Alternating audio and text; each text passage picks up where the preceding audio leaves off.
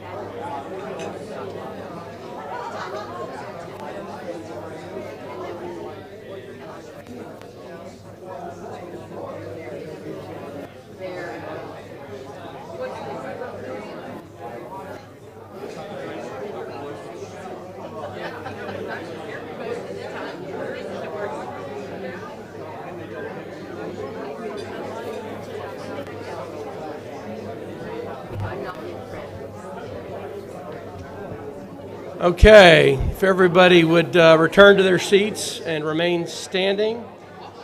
Herb Hammond's going to lead us in prayer, pledge, and song.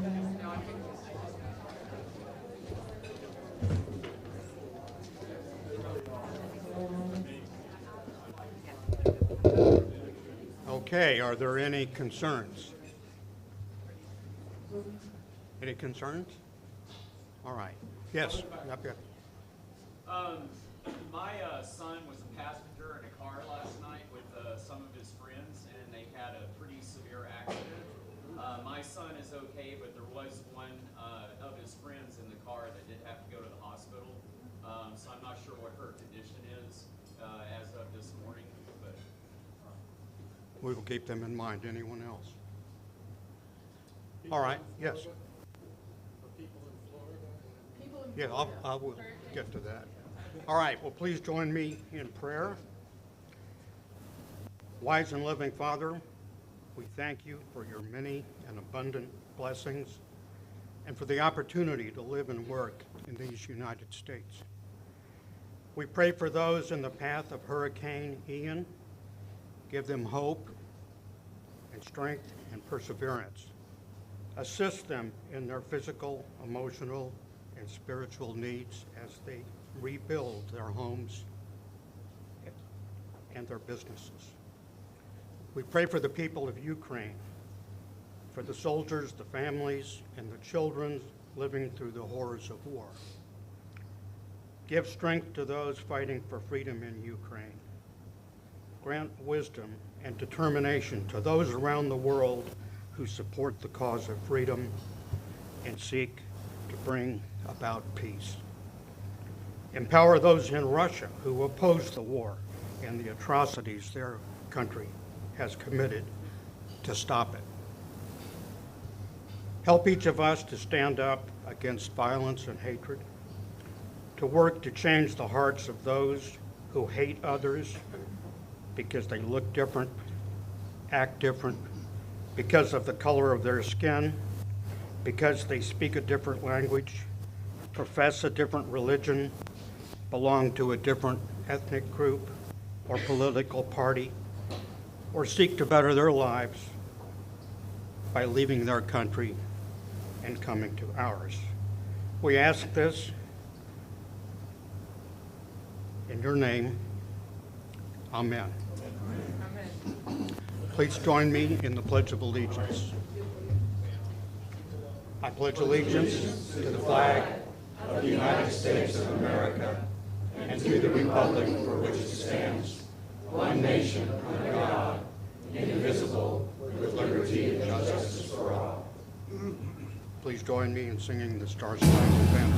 Oh, say can you see, Lord, is all to be known, what so proudly we hailed at the twilight's last gleam, whose bright stripes and bright stars through the perilous fight, o'er the ramparts we rushed, were so gallantly streaming, and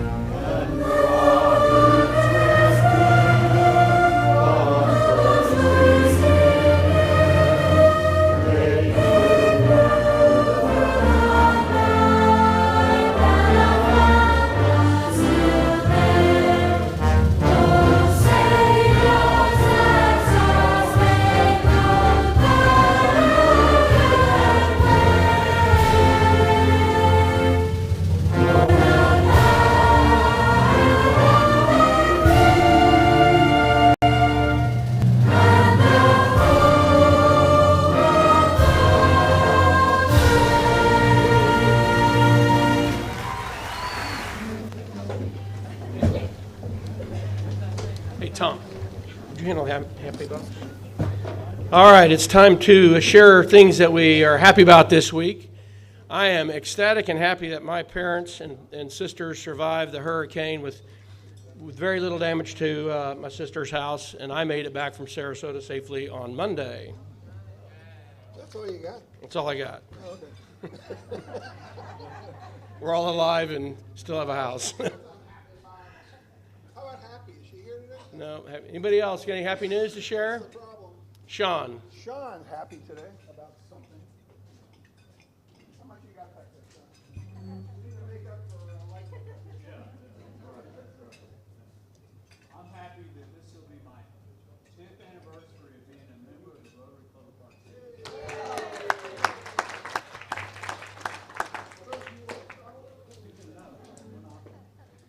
Are you happy about something, Sean? Too many losses of the local teams for any braggarts on the football spectrum. Sean, what are you happy about? Marilyn, that wasn't meant to you. Well, my wife and I just returned from a cruise on the St. Lawrence Seaway. Oh, very good. Anybody else? Yeah. Over there in the corner? Trying to get you steps in, Tom. I know. I should be carrying my phone.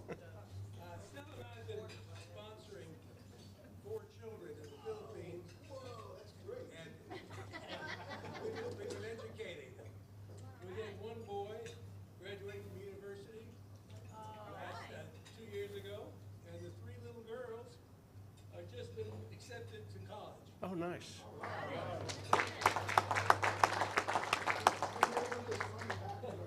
was going to get a loan from the foundation.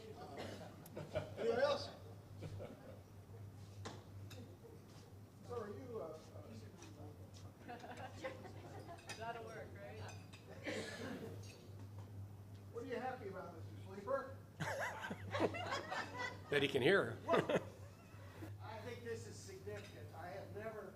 I've been in the club for 41 years, and I have never come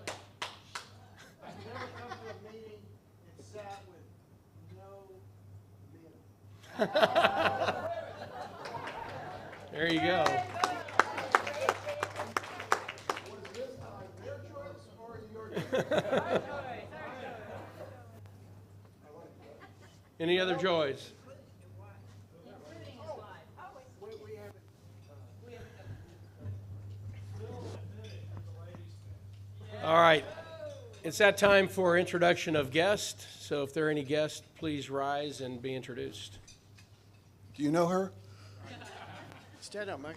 I'd like to introduce my wife, Micah. Micah Sleeper. Welcome, Micah. And I personally think that 41 years deserves a round of applause, so I'm going to do it. I am happy to introduce a friend of Holly's, and I'm thrilled to be sitting by her.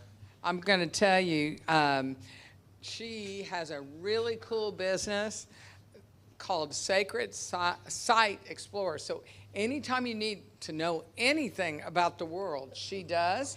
On top, okay, well, it's my words. Anyway, stem cell technology is also your bag. So anyway, welcome her. I'm thrilled that I get to sit by her today. Anyone else? Okay. Cub, would you introduce the guy sitting next to you? I don't recognize him. Who could that be? Greg Pape? Oh, stand up. Stand up, Greg. Take a bow. There he is, right there, Greg Pape. All right. Welcome all guests, and we hope that you would consider joining our club. Next up would be Carl Marmillion with PCR Marketplace Advertiser.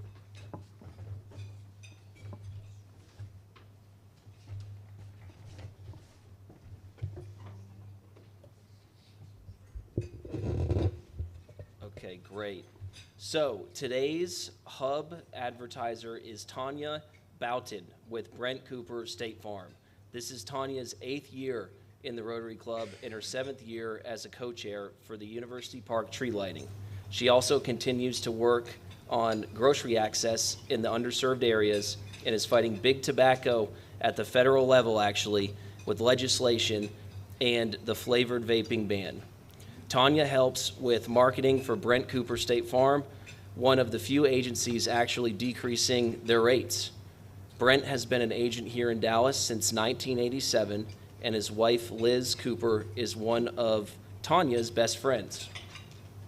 Brent and Liz have been married for 34 years and have 2 sons, both graduates of the Highland Park school system.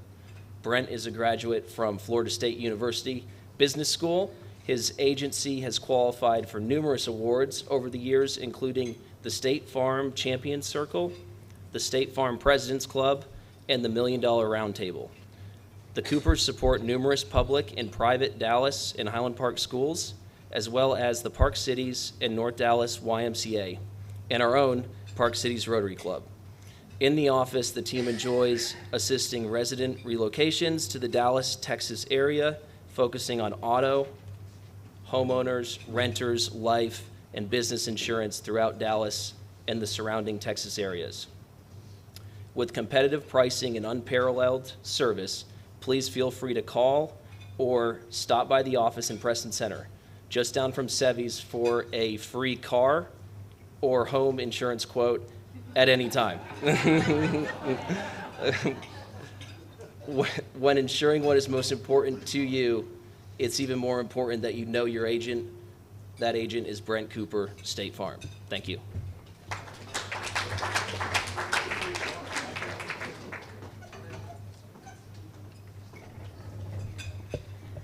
Susan Glenn is going to come up and tell us about our next North Texas Food Bank Packing Day, and Lee, you will be on deck.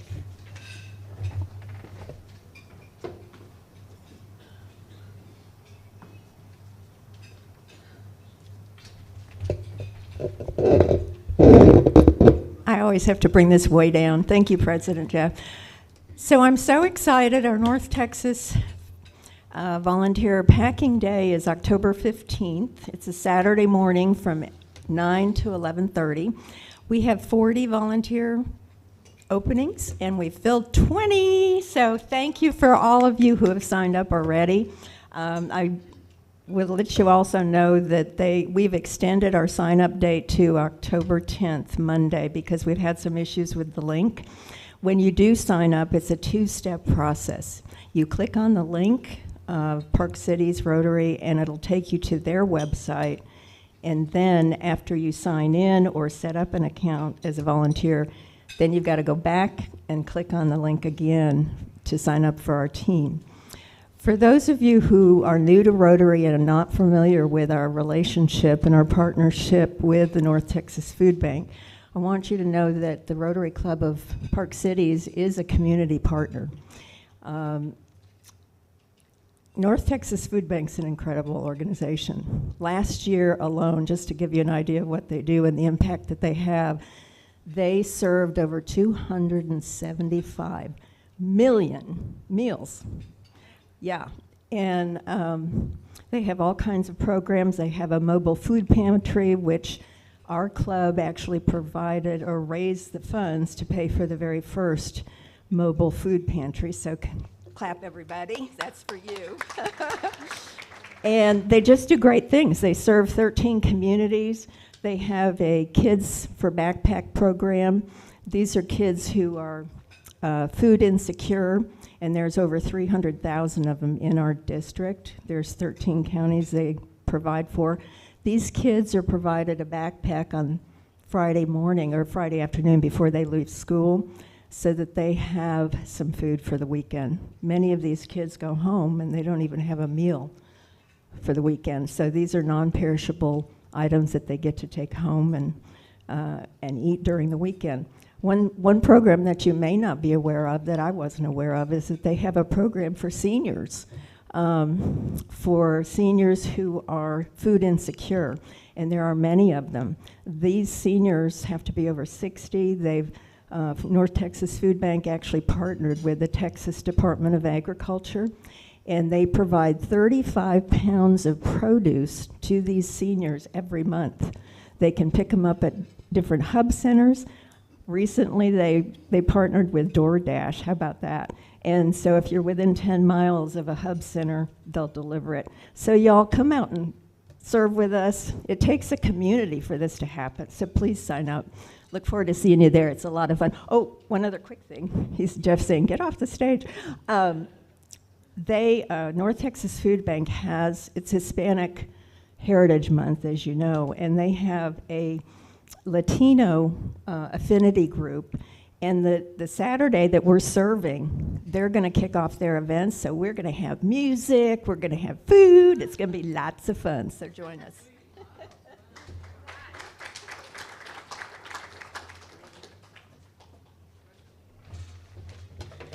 If you've never served, consider signing up and going. It's a lot of fun. If you have served before, when you click that link, it's just a one-step process. The two-step process is just for somebody who's never done it before.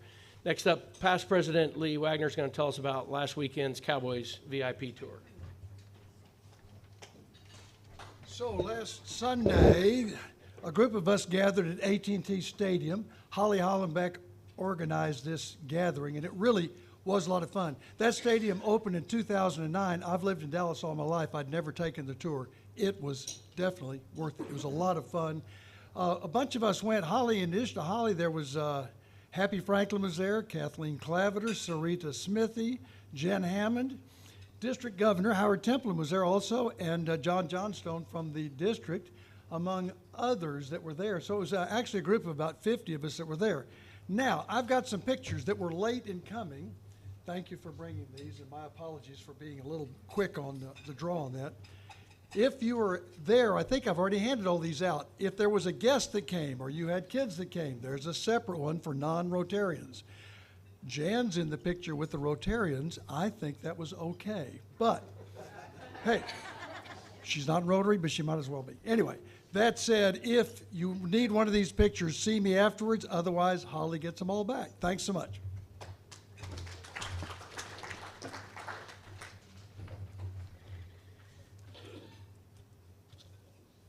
All right, as you know, recently we were doing some recruiting, if you will, for the Legacy of Leadership. I'm excited to announce that the first meeting happened a few weeks ago. We'll start back up in 2 weeks. Anybody here from this new cohort, please stand just to be recognized. Thank you. Got a great group of 12 folks that are participating this year. A couple of things. So, as you all know, we go through the efforts of doing strategic planning. That was back in February. I think we had about 30 of us. We all met. We talked about our current strategic planning initiatives. And then we decided whether we want to continue doing those, and we decided to do those. Then we broke up into groups. And with each group, we identified a 3-year goal for each of those initiatives, which is hunger, health and wellness, and serving leadership.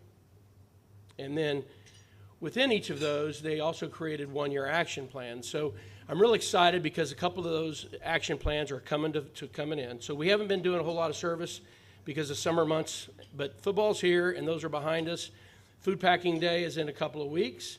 I'm excited to announce that the first, how's the right word for it? Foot care clinic for the homeless is going to be done at the Salvation Army's Homeless Center. I believe the date is going to be November the 12th, yeah.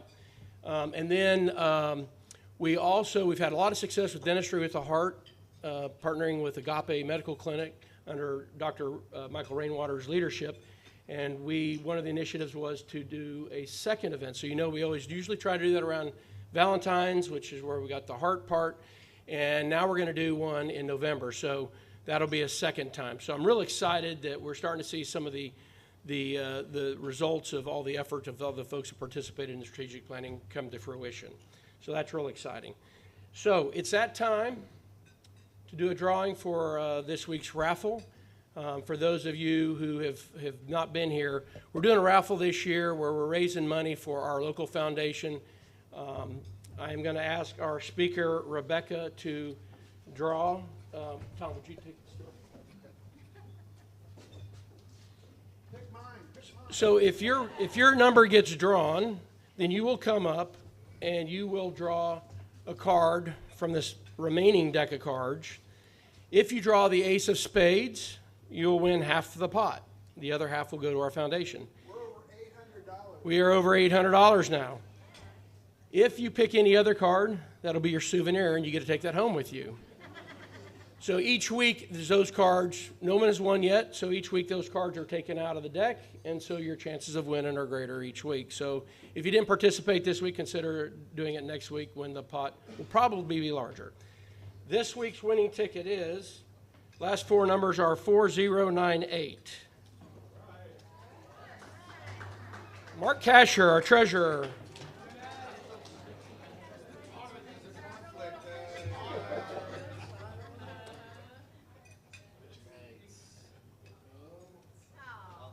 He got the spade, but it came with a 2 instead of the ace.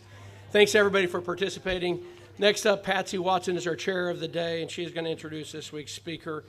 By the way, I heard our speaker speak at the district conference, and she is fantastic, so you'll enjoy your time.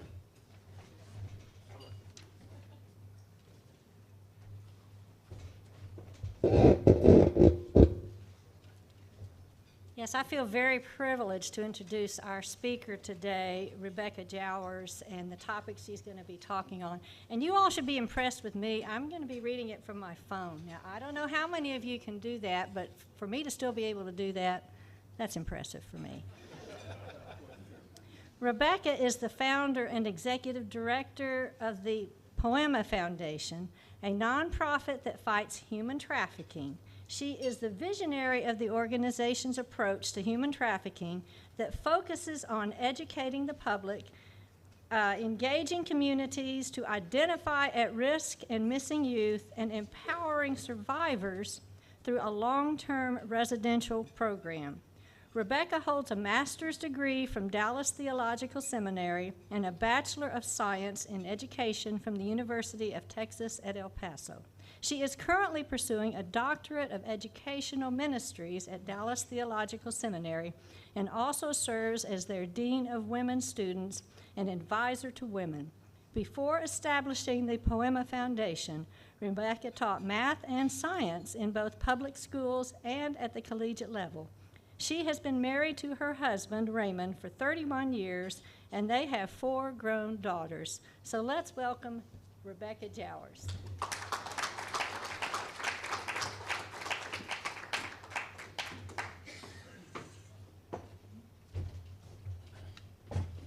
I already know I'm going to be moving around, so I'm going to use the handheld mic instead of this one. I need to update my bio. I'm a grandmother now as well. So 4 weeks ago, we had our first grandchild. So thank you so much for the opportunity to be here. I'm a longtime fan of Rotary. My husband's been a Rotarian, I think, more than 20 years now. I forget to wear my Paul Harris pin when I come. Forgot it today, but I love Rotary, being a service organization. I'm just very grateful and love anytime I get to come and speak to a Rotary Club because I feel like I'm coming home and I'm with family. So thank you for letting me be here today. I am going to be watching my clock because I know Rotary ends sharp right at 1 o'clock, and I'll try to end a little early in case there's some questions today. But what I'd like to do today is just give you a high overview of what human trafficking looks like, particularly just locally here in our community. I teach an HT 101, Human Trafficking 101 training that's an hour long, so I'm not going to get into all the depths and details of how it happens and how it takes place. I'm just going to give you an overview of what the problem looks like, and what I'd like to do is focus a little bit more on our solution. You know, what are we doing to take steps to make a difference in our community? But to begin with, we need to understand what human trafficking is. When I began this work quite a while ago, there was not, the Trafficking Victims Protection Act was passed in the year 2000. So it was still pretty new. Poiema's been around almost 10 years, and I started the work prior to that. And I remember early on, the TVPA, it was difficult to get cases tried and convictions for human trafficking, and part of it was just law enforcement learning how to do the investigations properly, how to get the right evidence that they needed to go to trial. It was easier to get a drug charge, a parole violation, a weapons charge, and get a trafficker off the street that way. But since the TVPA has been passed now more than 20 years ago, there's been great success in getting some convictions for perpetrators. So the TVPA defines human trafficking really as, just summarizing it, a form of modern-day slavery. Human trafficking involves controlling a person using force, fraud, or coercion for the purpose of exploiting them. It could be for labor exploitation, it could be for sex exploitation, and oftentimes it's both of those. So that's the definition of what human trafficking is. It really is modern-day slavery. Looking at the picture on the screen, you can see a map of the United States. This represents all of the phone calls that have come into the hotline number. There is a human trafficking hotline number that functions 365 days a year. Every single day somebody can call in, and it could be somebody like you who's been educated and recognizes human trafficking is happening in my neighborhood, or it could be a victim, somebody who's crying out for help and looking for resources. So if you look at this map, it shows you where those phone calls have come from. We've received calls from all 50 states to this hotline number, and you can particularly see some of the areas that have received a higher volume of calls. Trafficking happens everywhere. It happens in Alaska. And why would you think trafficking would happen there? Who predominantly lives in Alaska? What population? A lot of men. And why is that? Because of the industry that's there. And so girls are actually trafficked up to Alaska to meet some needs of some men that are there. So trafficking happens everywhere. There are some statistics that show us that there was a large increase during COVID and we had a high increase of calls to the human trafficking hotline number. And I'll tell you, one of the things that is interesting about this is it's not all encompassing. So it's very difficult to get numbers around the topic of human trafficking, as you can imagine. It's a hidden industry. It's not something, you know, that you can just always identify. For instance, if we go to law enforcement to get numbers, it's not going to be accurate because, like I said, if they can get a perpetrator off the streets on a drug charge or a parole violation or a weapons charge, and I go to try to get statistics from them, that trafficker is not going to be included in that statistic if he was taken off the streets for another reason.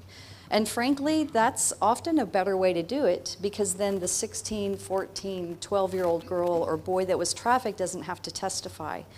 That's the really difficult part, is when the victim has to go and testify against their perpetrator. So this isn't all encompassing, but as you can see, it looks like we have a problem. There was a large influx of calls to the human trafficking hotline number. Looking specifically at Texas, that was kind of a national picture. But if you look specifically at Texas, one of the things that I'm grateful for is this recent study that was done at UT Austin School of Social Work. They went to not only law enforcement to try to get information into the courts, but they also went to service providers. And honestly, that's a much better place to get information. So they went to group foster homes, child protective services. This also is not all encompassing, but look at the numbers. They identified 313,000 victims of human trafficking in the state of Texas. 234,000 were labor trafficking cases. And look at the top number. That's one of the most alarming numbers I've seen. 79,000 minors were identified as victims of human trafficking just in the state of Texas alone. This is not all-encompassing. It's very difficult to get information. So I can give you an example of a 25-year-old young girl who was in our safe house. And it's very interesting. We're a faith-based organization, and so I see God working his hand. There was a young woman, a lady who volunteered at our church, sells essential oils. A young woman showed up at her house wanting to purchase some oils because she was struggling with anxiety and panic attacks, and she had heard that these oils might be able to help her. As the young girl started sharing a little bit more of her story and a relationship developed, my friend recognized, oh my goodness, I think this girl is in a situation of being trafficked. And so she invited her to one of our Human Trafficking 101 seminars. And I remember thinking, oh my gosh, I'm gonna have a human trafficking victim sitting in the audience that talk about pressure. That's really a difficult audience to stand in front of. But as I began talking, the light bulb went off and you could see as it was going through her mind, she thought, you know what? I think my boyfriend's my pimp. She didn't even recognize at 25 years of age that she was being exploited. And if you go back to the definition of what is human trafficking, it is force, fraud, and coercion. And so this young girl had a story much like many of the women that we help. And she had been sexually assaulted by her boyfriend when she was in high school. There was a divorce. There was molestation by a cousin. There was abuse by her stepfather. She then moved out of the house. So just all of the vulnerabilities that this young woman had experienced. At 18 years of age, she moved from Oklahoma, where she was living with her father, down to the Dallas area to live with her mother and stepfather. Though he had been abusing her, it was the only other option because the man who had sexually assaulted her was getting out of jail and she was fleeing because she was afraid. Came here, they found out she was smoking pot, so they kicked her out of the house. I just dated myself. I think I'm supposed to call it weed nowadays. Might as well go, Mom, it's not pot. Anyway, I just had my kid in my head at this moment. I have 4 daughters, by the way, so it's another big part of the reason why I do what I do. But basically, this young girl at 18, if you can imagine, I mean, I've got 4 daughters. I'm still launching some of my kids. They're now 22, 24, 26, and 28. My 22-year-old is still getting a lot of guidance from us as we try to launch her and have her become successfully independent. And so this little 18-year-old girl was kicked out on the streets, and of course social media is a big place nowadays where all the predators are hanging out. And this man who had been friends with her for 6 months on Facebook befriended her, and she's pouring her heart out to him. And what is he doing? He's telling her everything she wants to know. He's filling every void that she has in her heart. And so she texted him and said, hey, I got kicked out of the house. No problem, I can take care of you. I'll come and pick you up. And so he did, and then it was, I love you, I want to marry you, we're going to have a house and a family, I'm going to take care of you. And so he was her knight in shining armor.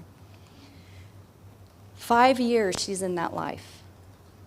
And the way it happened is he started buying her a lot of things. He paid for them to have a nice apartment. He paid for her to have her nails done. I've seen them at North Park Mall, getting their nails done, buying designer clothing, just whining and dining. We call it the honeymoon period.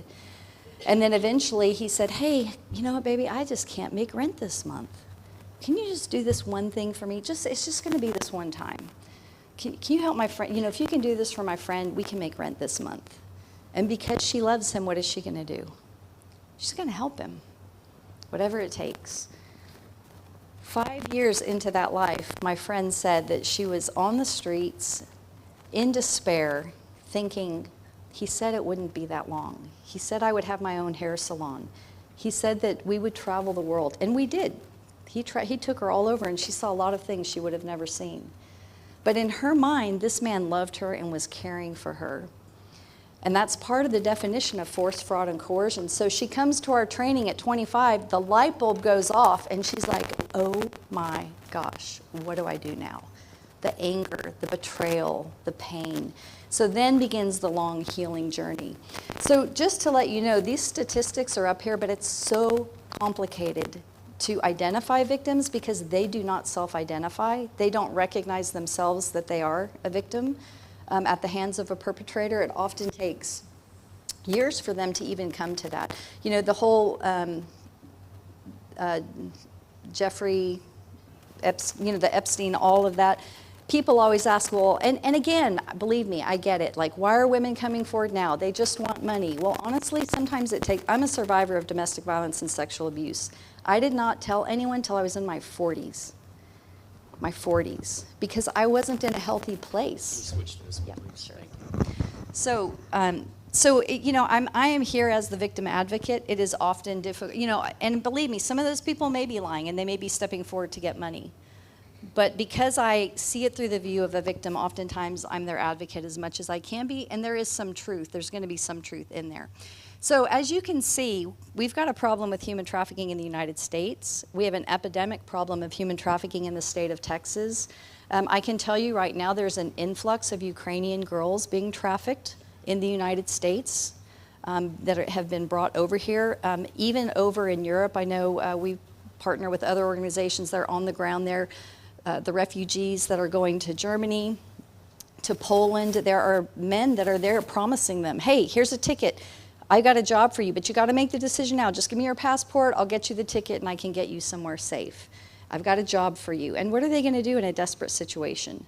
So, I mean, not only is it a problem globally, but even that is impacting trafficking here because we are seeing these refugees brought over here for the purpose of being trafficked. So, unfortunately, trafficking is real. We've had a house over here in Highland Park where a pimp came in when the Super Bowl was here, rented a home for 2 weeks and sold girls out of the home during the Super Bowl. That was when human trafficking first got its big push of being public, you know, the fight against it. It's not just happening at that one football game. It's happening at any football game, any NASCAR event, any college event, any place where you have a gathering of men, you're going to have human trafficking available and victims available. So that's the bit large scope. And then just briefly, some of the statistics that we saw during the pandemic. As you can imagine, online recruitment increased tremendously. Why? Because kids aren't in school. Kids are at home. They're doing school maybe on the internet if they even have a computer, but online recruitment increased 22%. On Facebook, it increased 125% recruitment. And again, these are only numbers that we have data for, and this information has come from that Polaris project, the map that I showed you of the United States, phone calls coming in. From there, they were able to identify how were you recruited, who recruited you. There was also a large increase of recruitment on Instagram. That doesn't even touch, that's just a tip, you know, a toe in the water of all the different platforms of how people can be recruited off of social media. So that's the bad news. I'm going to share the good news with you of what Poiema does and what our mission is. We are a faith-based organization. The word Poiema comes from Ephesians 2:10. It means God's handiwork or God's workmanship, for we are Poiema, God's handiwork, created in Christ Jesus for good works, which God prepared in advance for us to do. And what I love about this name is that it not only works for the women that we serve, they need to know that they have value and worth, but it also works for us, those who are doing the serving. So that's where our name comes from. We have 4 main pillars of what we do. The first is education. Being a former educator, I'm passionate about prevention education. If we can prevent the problem, it's a lot better than cleaning the mess up afterwards. And so we've educated more than 24,000 people about the dangers of human trafficking. We have a curriculum that's been approved by the Department of Health and Human Services. So we now are able to educate anyone in the medical field. So there was a law passed that certain professions have to have mandatory human trafficking education every 2 years. Doctors, nurses, massage therapists, physical therapists. So we're able to provide that education. That's one of the things we're really passionate about. We're able to hire an education director, and we're now working at getting into the schools. I don't know if you realize it, but there are 2 House bills that have been passed that require mandatory human trafficking education from 7th grade through high school.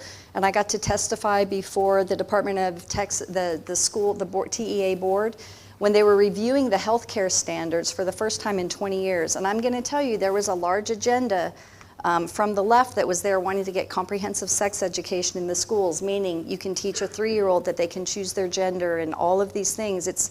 I had no idea that battle was even going on. I'm so grateful I had the opportunity to speak into this to our state. My kids all went to school. I have grandkids that are going to be going to school, and I can tell you, I'm very grateful that they did get some mandatory human trafficking education in the standards for education, and it depends how detailed they are from 7th through 12th grade, but it's only in the health classes, so it is still an elective. But I'm grateful for that, and I'm grateful that we upheld very conservative standards for education in our public schools. So to me, that was a win as a mom of 4 daughters, so I'm grateful for that. And then the second thing we do besides education is we engage the community, and here we have an outreach ministry that I'll share a little bit about. We empower survivors, and we do that through our Safe House, but we also help women who are still in the life and help them leave the life. And then the last thing, this is something that we're just launching, and it will be more of a 2023 event, but last night we held our first outreach at a truck stop, and so part of our goal is to eradicate human trafficking. And really the only way to do that is to change the hearts of men, because predominantly men are driving the industry, actually worldwide. I talked to an FBI special agent who said middle-aged American white men are driving the sex industry worldwide with sex tourism. They have the money, the means, the ability to do it. So that's a big part of our heart. So last night we had one of our first events, and it was at a truck stop, and we just had men there with coffee and cookies, and they were there to engage with the guys driving the trucks. And part of that is because the missing kids, when I share about our outreach, missing kids are taken all through these highway systems, from hotel to hotel, city to city, state to state. And the truckers have a high probability of being able to identify one of these missing children. So part of it, what we're doing is inviting them to join, to be eyes and ears in the community. And I'll share a little bit more about that when we talk about our outreach. So education, I've talked about a little bit already. I am grateful that we were able to hire an education director. We do love educating youth. So this is a group of, they were sophomore girls at the time. They're probably now seniors. I think this was a while ago. Maybe they're juniors. But they started their own podcast called Stop Trafficking, and they're going to reach, so the average age a kid gets recruited is in their teens, 12, 13, 14 years old. These girls are going to have a lot more access to a 12, 13, or 14-year-old than I am. And honestly, a young kid like that's going to want to listen to them or their podcast before they're going to listen to a grandmother. And so we educated them, and they are now educating other youth. And that's one of the things we're so passionate about. I also spoke to a group of young girls. They came up to me afterwards, and they said, "Can we have your notes?" And I said, "Sure." And I had notes back then. I gave them my notes, and they said, "We're going on a mission trip down into South Texas, and we want to share this information with those kids." So it's a big part of what we love doing, is educating younger people and getting them to be a voice in the community. Our community awareness outreach is really, it's where a majority of our volunteers serve. We have over 600 active volunteers that are doing this. We take posters of missing minors. This is where we really focus on missing youth. Do you know, a couple of years ago, just in the city of Dallas, Dallas County, there were 6,000 open cases of missing minors. And many of them are underserved populations. Can you imagine if your child was the number 6,001 kid to go missing and you don't have money to hire a private investigator, and there's only 5 like-minded detectives, meaning they see some of these kids as victims, not just juvenile delinquents, there's very minimal help available. So one of the things that we do is we partner with an organization called For the One. They're private investigators. And currently we have about 13 different campuses that are going all across the Metroplex. We cover over 700 locations every month with these posters. I could tell you some amazing stories of how we've been able to find some of these missing kids. And part of it is with our key relationship with these private investigators. So what happens is, on the poster, there's a phone number at the bottom, a tip line. And what we do is we go to hotels, truck stops, convenience stores, fast food restaurants, places where a runaway kid might frequent, the DART rail station, or a place where a child might be a victim of trafficking where they may be found. And so as we go out and take these posters, we go in and we build relationships with the community. So I can tell you there are some hotels that are facilitators, meaning they know exactly what's going on there, but they've either been threatened or they want to make money because they're renting the rooms out, so they participate with it.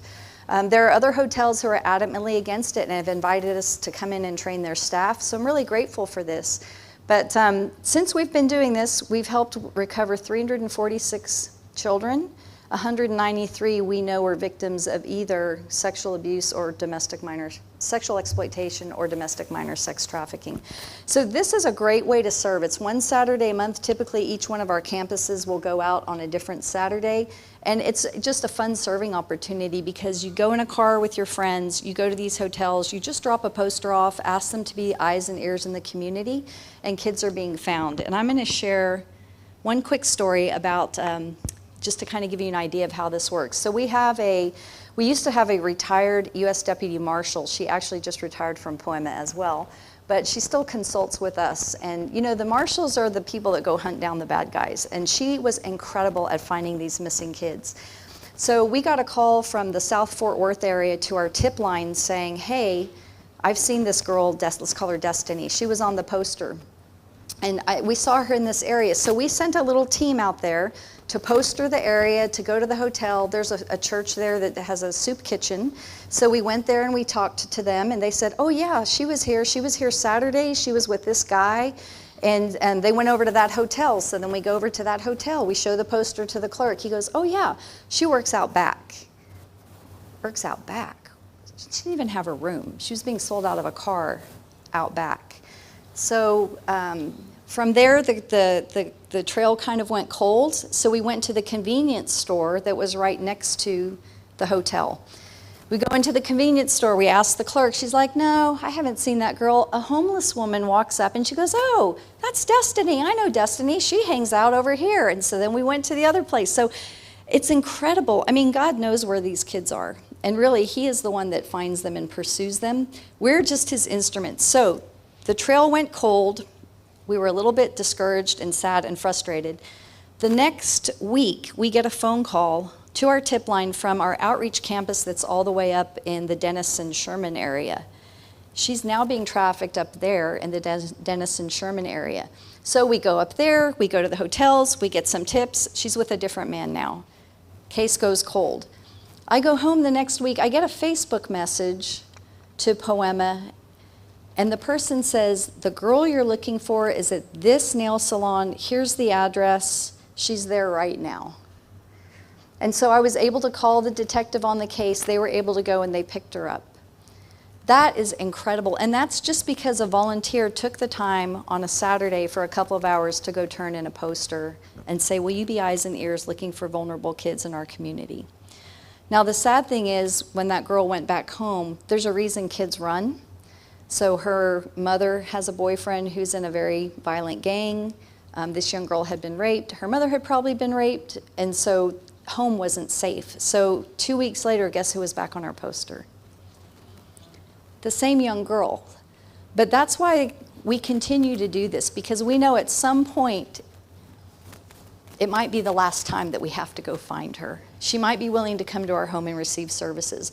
We just continue to pursue these broken kids and these broken women, and loving and honoring them where they are until they're able to walk down this healing road. It's a long, long journey. So this is our outreach ministry. And then we also have a safe house. Our safe house was donated to us, fully furnished, fully paid for. We've served almost 30 women since our home opened.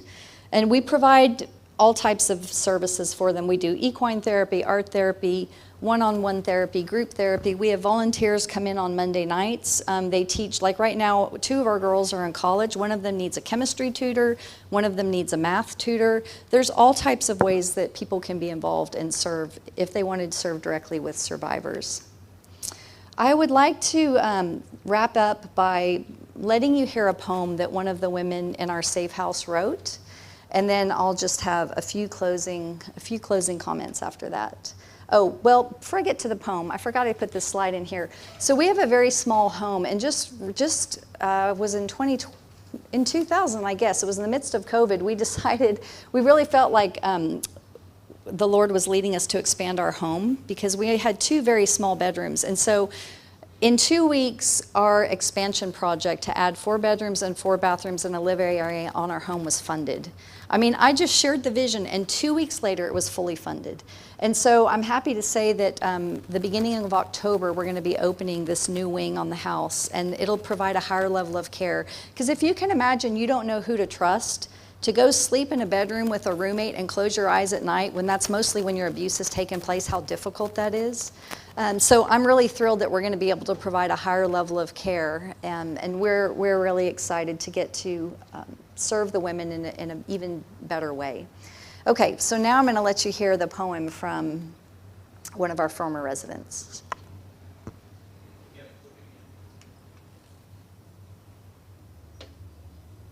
Hey guys, so I wrote this poem. It's called Little Girl, and I used to be that little girl, but thanks to programs like Poiema and Refuge City, I'm now a confident woman who knows who she is and who loves God.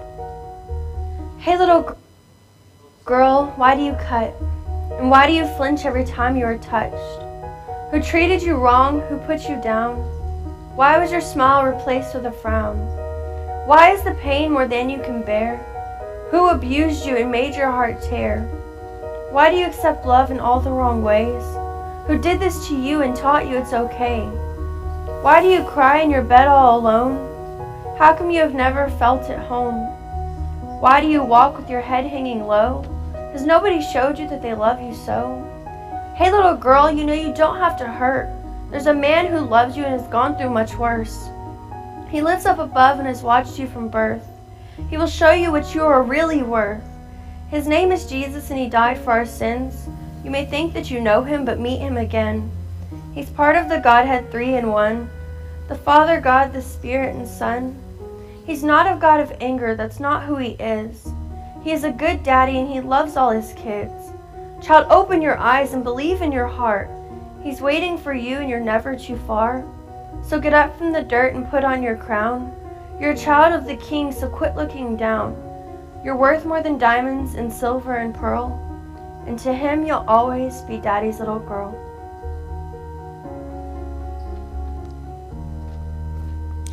So this is a young woman who was trafficked on the streets here in Dallas. She was from a family with three children. She had a sister and a brother.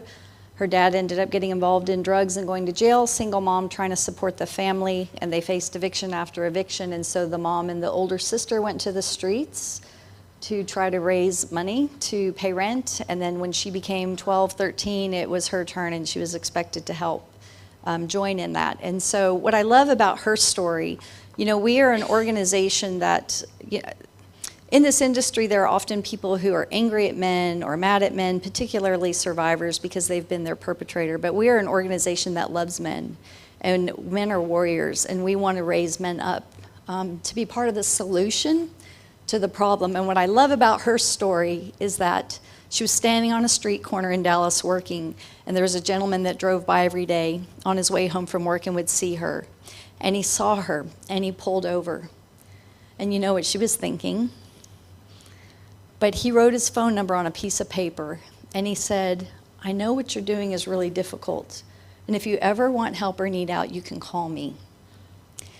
I'm not recommending that you take that approach. Call us and we will go meet with her. But that's what this man did, and she kept that phone number. And after some really difficult things that I won't share with you that happened, her life being in danger, she called and got some help. And she got out and she went to one shelter, and then she went to another, and then a partner organization. She got her GED. She started going to college. And so it's just a beautiful success story, because it's a man who actually is the one that she felt safe enough, ironically, to reach out to, who used her. So I say that because there are often men think, what can I do? There's nothing I can do. There's something you can do. You can make a difference in this industry. So this is the human trafficking hotline number. I forgot to bring my red rack cards that have them, but you can go to our website. You know, if you want, all of this information will be on there. But I would also recommend, if you see trafficking happening in your neighborhood, call local law enforcement and let them know. I live in Rockwall. The house right next door to my babysitter, the babysitter that watched my 4 girls as I was raising them, the house next door became a rental home. And a man came in and rented it, and there are women perpetrators too. There was a man and a woman actually running a brothel out of that house in my neighborhood in Rockwall, in plain sight, where you would not expect it to be happening. And that's the thing, is this happens everywhere. It happens out in the county where there's hardly anybody because people don't expect them to be there. It happens in Highland Park. It happens in Park Cities. It happens in Rockwall, Texas. And so call local law enforcement if something doesn't seem right. The governor's office has a great documentary called Be the One. You can Google that and watch it. It talks about the Woodlands, a family watching cars coming and going from the house across the street. They finally called law enforcement. Don't be afraid to make a call. So I would recommend that. And then, let's see, my clicker, did I do something? Can you advance my slide? Thank you. If you want to partner with us, there's a lot of ways that you can. One is sponsoring a girl's education, her books. The young girl we have right now travels 3 hours by public transportation to college and 3 hours home. And we're really trying to get her to transfer. It's got to be her decision, but to transfer to a university, a college that's closer to our house. And after doing this for a semester, I'm pretty sure she's fed up with it. But again, we want to empower them to make their own decisions. But you can sponsor a resident. You can shop on Amazon Smile and choose Poiema as your philanthropy, that we get a percentage of your purchases. And then if there are any golfers, I did bring some handouts. We're looking for sponsors. We're also looking for golfers. If you love to play golf, or you have a friend who loves to play golf, if you would let them know about it, we've got a golf tournament coming up. I think I'm about out of time, but thank you so much. I'll hang around if there's any questions. I'll be available. Thank you so much for your time today.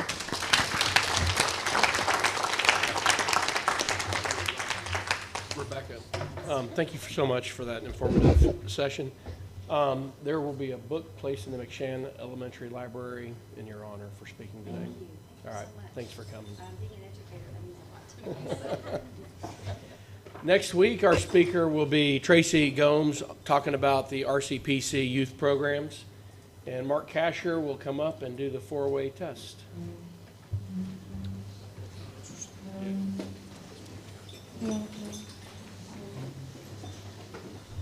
All right, everybody. All right, you're all rising. Please join me in the 4-way test. For all the things we think, say, or do. First, is it the truth? Second, is it benefit to all concerned? Third, will it build goodwill and better friendships? Fourth, will it be beneficial to all concerned? It'll be fun.